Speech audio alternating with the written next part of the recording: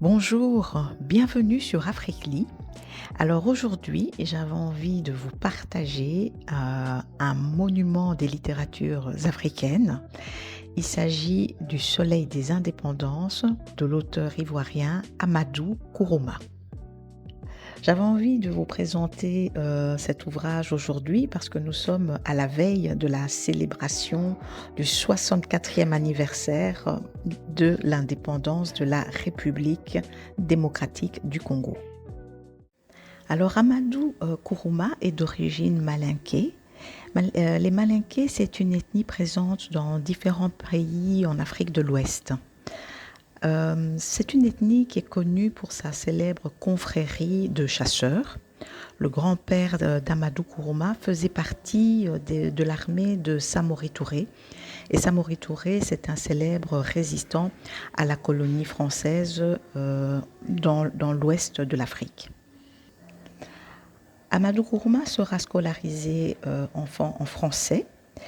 Et il avait beaucoup de difficultés avec cette langue. Par contre, il était très doué pour les mathématiques. Et c'est grâce à ces mathématiques qu'il va pouvoir continuer ses études à Bamako, au Mali. Et c'est à Bamako, au Mali, qu'il va connaître quelques soucis parce qu'il va se rebeller contre la société coloniale et manifester. Donc pour le punir, les puissances coloniales vont d'abord le renvoyer de l'école et ensuite ils vont l'incorporer dans les troupes coloniales françaises et l'envoyer en Indochine durant 4 années, de 1950 en 1954. Après, il ira faire ses études de mathématiques à Lyon et à la fin de ses études, début des années 60, il va rentrer dans son pays. Et là, voilà, de nouveau, des ennuis. Il va être accusé d'organiser un complot, d'organiser un coup d'État. Lui et ses amis vont aller en prison. Alors lui, il parviendra, il restera pas longtemps en prison parce que sa femme est française et l'État ivoirien ne voulait pas avoir de problème avec la France. Et il va partir en exil, il va travailler dans différents pays d'Afrique. Il reviendra en Côte d'Ivoire en 93 et ensuite il partira en France de nouveau en 2000 et c'est en France qu'il va décéder en décembre 2003. Alors dans son œuvre, on trouve des romans, des livres de littérature jeunesse et une pièce de théâtre. Alors dans ces romans, on trouve Le Soleil des indépendances qui est son premier roman, édité en 1968. Ce roman a reçu déjà un prix sur base du manuscrit uniquement en 68 et c'est un prix canadien. Après, en 1990, il a publié Monnaie, outrage et défi. Et ce livre a reçu le Grand Prix d'Afrique noire et ce prix est appelé aujourd'hui Grand Prix d'Afrique. En 1998, là, il a publié En attendant le vote des bêtes sauvages, qui a reçu aussi plusieurs prix. Et en 2000, il a publié, et là c'est le dernier livre qu'il a publié de son vivant, Allah n'est pas obligé, qui a reçu le prix Renaudot et le concours des lycéens. Un ouvrage a été édité mais à titre posthume, c'est Quand on refuse, on dit non. Maintenant, je vais vous présenter le roman Le Soleil des indépendances. Alors, avec ce roman, Amadou Kourouma a été qualifié par les spécialistes comme un écrivain de la rupture.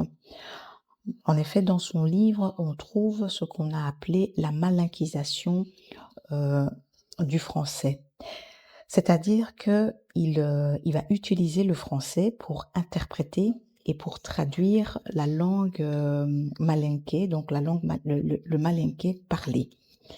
Alors l'histoire du Soleil des indépendances, mais c'est l'histoire des sociétés africaines après les indépendances. Sauf que là, dans l'histoire, on va se plonger dans la vie de Fama. Fama, c'est un prince déchu. Donc l'histoire se passe dans la République des Ébènes. Fama devait hériter d'une région qui s'appelle le Ourodougou. Donc, au décès de son père, Fama devait diriger cette région. Alors, la situation de Fama qui vit dans la capitale est très misérable. Il a très peu de ressources et il vit uniquement des offrandes qu'il reçoit au moment des deuils. Donc, on le voit comme ça aller de deuil en deuil. Et il y a vraiment deux petits extraits là que je voudrais lire, qui expliquent tout ce qui lui arrive. Hein. C'est très petit, mais c'est très clair comme situation. Voilà. Alors, Louis, Fama, né dans l'or, le manger, l'honneur et les femmes, éduqué pour préférer l'or à l'or, pour choisir le manger parmi d'autres, et coucher sa favorite parmi 100 épouses. Qu'était-il devenu? Un charognard.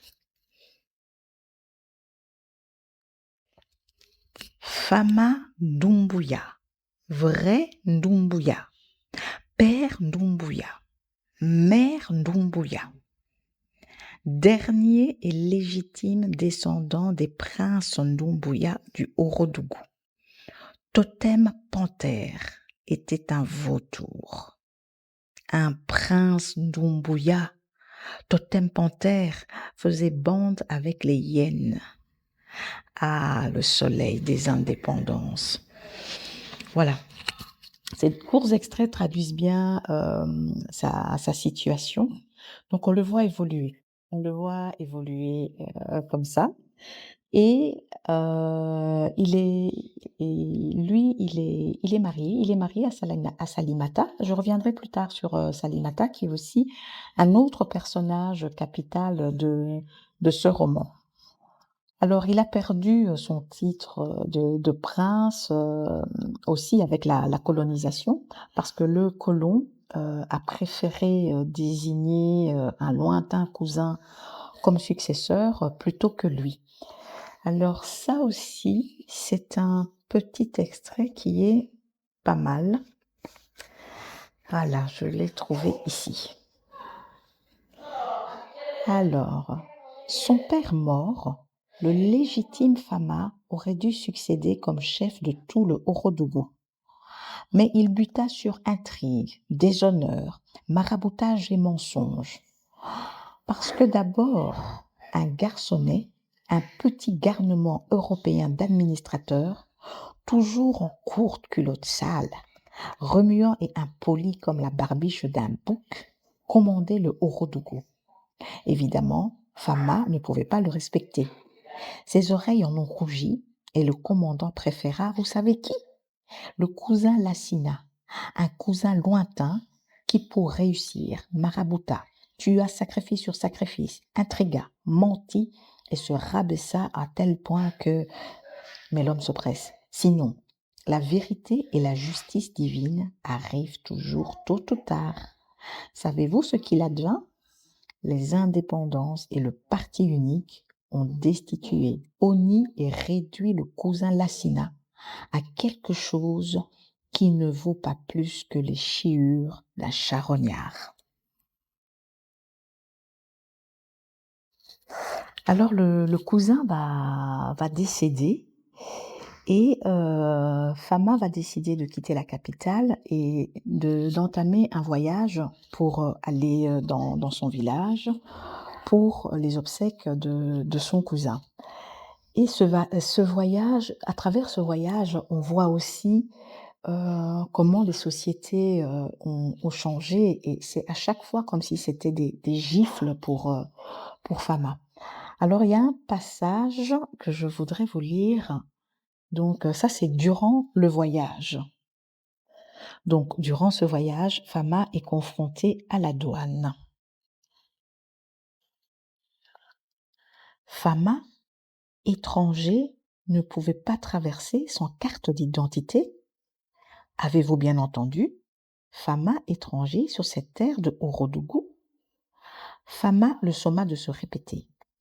Le petit douanier, gros, rond, ventru, tout fagoté de la poitrine aux orteils, avec son ceinturon et ses moltières, se répéta calmement et même parla de révolution, d'indépendance, de destitution de chefs et de liberté.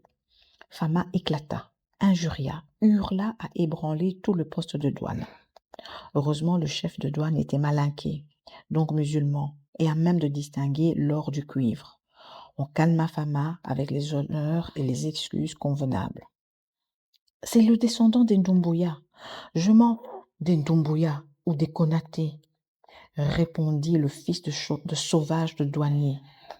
Fama, suant et essoufflé, fit semblant de n'avoir rien entendu et embarqua. Alors Fama parvient quand même donc à arriver dans son village pour enterrer son cousin et il est l'héritier de son cousin et entre autres il va hériter de ses femmes. Le cousin avait plusieurs femmes et Fama en prend une donc il va rentrer avec cette femme dans son foyer, dans le foyer là où il vit avec sa femme Salimata.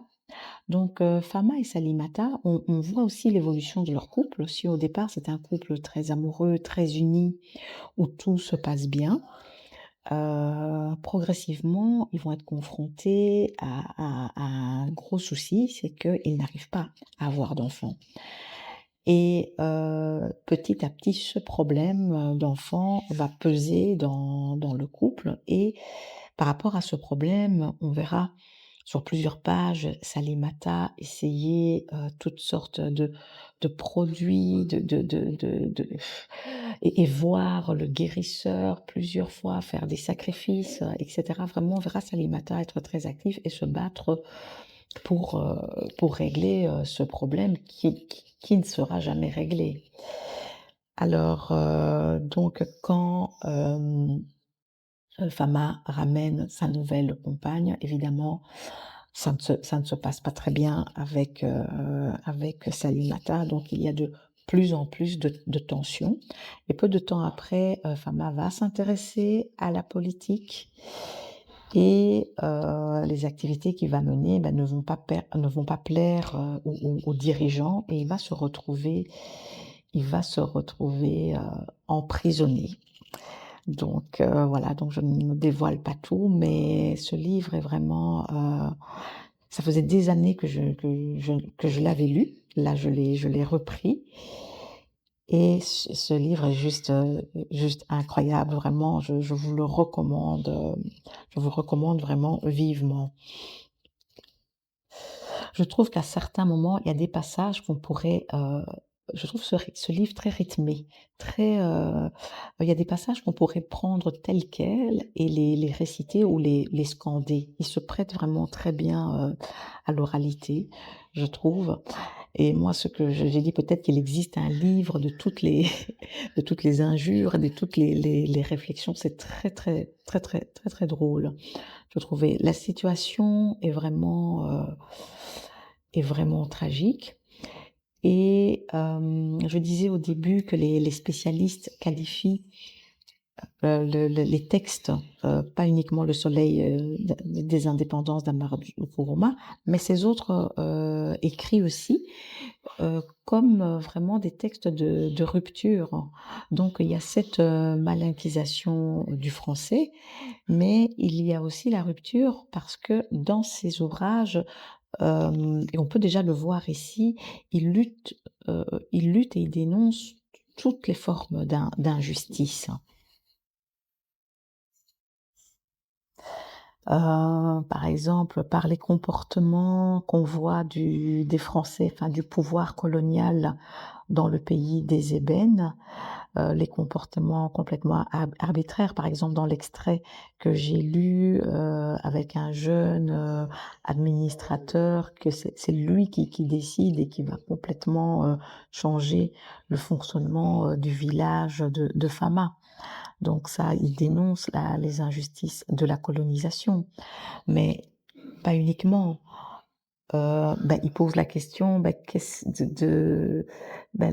les indépendances n'ont pas tenu leurs promesses. Et là, il y a une petite page, qui illustre bien ça, quoi, que on attendait beaucoup des indépendances et elles n'ont qu'ont-elles apporté, quoi. Donc, je vais vous lire ce petit passage. Dès lors, le ciel, comme si on l'en avait empêché depuis des mois, se déchargea, déversant des torrents qui noyèrent les rues sans égout. Sans égout parce que les indépendances ici aussi ont trahi. Elles n'ont pas creusé les égouts promis, et elles ne le feront jamais. Des lacs d'eau continueront de croupir comme toujours, et les nègres colonisés ou indépendants y pataugeront tant qu'Allah ne décollera pas la damnation qui pousse aux fesses du nègre. Bâtard de fils de chien. Attention, Allah le miséricordieux pardonne d'aussi malséantes injures échappées à Fama dans la mosquée. Alors voici encore un autre petit extrait, donc sur la même thématique, donc sur cette déception des indépendances. Damnation, bâtardise, le nègre est damnation, les immeubles, les ponts, les routes de là-bas, tous bâtis par des droits nègres, étaient habités et appartenaient à des toubabs. Les indépendances n'y pouvaient rien. Partout, sous tous les soleils, sur tous les sols, les noirs tiennent les pattes, les blancs découpent et bouffent la viande et le gras. N'est-ce pas la damnation que d'années dans l'ombre pour les autres, creuser comme un pangolin géant des terriers pour les autres? Donc ces extraits montrent vraiment les attentes déçues des indépendances. Et il y avait quand même des parties très très dures. Il y avait une partie où on explique, et là je reviens au personnage de Salimata, où on explique l'excision des filles. Ça oui, ça c'était très très très difficile. Et donc ils m'ont, dans le livre, il est montré que certaines filles en reviennent vraiment pas en très très en très bon état, pas en très très bonne santé, que tous les dangers qu'elles courent pour pour subir ce rite. Et aussi, il dénonce aussi la pratique des marabouts. On voit que les marabouts, sous couvert de guérir et d'apporter des solutions à des problèmes, ils en profitent pour abuser enfin, on va pas dire des patientes, mais des femmes, des jeunes filles qui viennent chez eux. Donc il y avait ça aussi. Donc je crois que vraiment c'est ça, c'est toutes les formes d'injustice. Et une autre injustice aussi, c'était la stérilité dans le couple formé par Fama et Salimata, parce que la prise en charge de ce problème, revient intégralement à Salimata. C'est elle qui est pointée du doigt, c'est elle qui doit vraiment prendre toutes les solutions en main. Donc ça aussi, c'est une forme d'injustice. Je trouvais que ce roman, abordait, beaucoup de thématiques, très dures, mais en même temps, je me suis beaucoup, mais vraiment, je me suis éclatée, à rire, les insultes, toutes les comparaisons. C'est une langue très imagée et même dans les situations, à la douane, à la frontière, où c'est très, très tendu, ça devient, risible. Donc, c'est vraiment un bonheur de lecture et ça voilà, ça ouvre aussi, toute une réflexion parce que le livre a été écrit a été publié en 68. Maintenant, en tout cas demain, on va célébrer, l'anniversaire des 64 ans de l'indépendance de la République démocratique du Congo, mais beaucoup d'États, en fait, sont en train de fêter leur soixantaine des indépendances, mais voilà, ça serait intéressant d'avoir l'avis d'avoir la vie des personnes qui avaient 20 ans au moment des indépendances et qui sont encore là 60 ans après. Donc ça serait pas mal, hein, parce que là, c'est vrai qu'on sent tout dans ce livre, on sent très fort toutes les attentes et toute l'espérance que contenaient ces indépendances, hein, et toute la déception aussi, en même temps. Voilà, donc c'était un livre vraiment riche est vraiment super. Je pense qu'il faut le lire. Ça fait partie des livres qu'il faut avoir lu dans sa vie, je trouve. Voilà, alors je voulais dire aussi que chaque année, depuis 2004, un prix Amadou Kourouma est décerné sur le salon du livre de Genève, dans le salon africain. Donc il y a un salon africain dans le salon du livre de Genève et chaque année, le prix Kourouma est décerné. Il a été décerné cette année à l'autrice Bessora. Voilà. Alors, Africly, c'est fini pour aujourd'hui.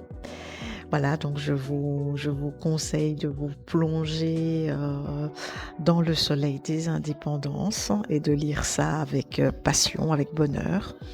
Moi, je vous retrouve déjà demain, parce que demain, je vais rencontrer un auteur congolais, plus précisément quinois. Donc, nous allons faire une interview en ligne à l'occasion des 30 ans, à l'occasion du 30 juin, à l'occasion donc de la journée de la célébration de l'indépendance de la République démocratique du Congo. Voilà, merci beaucoup pour votre écoute. À demain.